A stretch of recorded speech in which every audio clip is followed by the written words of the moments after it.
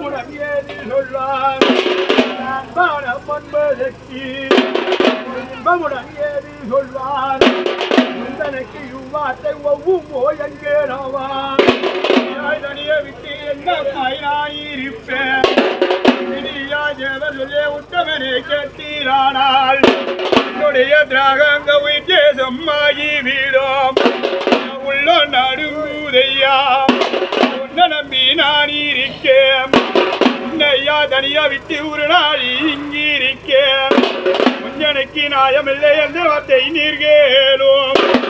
எங்கரும்பு will பிடித்து 5 மலர்கள் தோடுத்தால் கண் கொடுத்தாங்க நெற்றி கண்ணால் விழிப்பாரே அக்கினியாய்த்தான் எரிப்பார் அது சிவனார் அப்பொழுது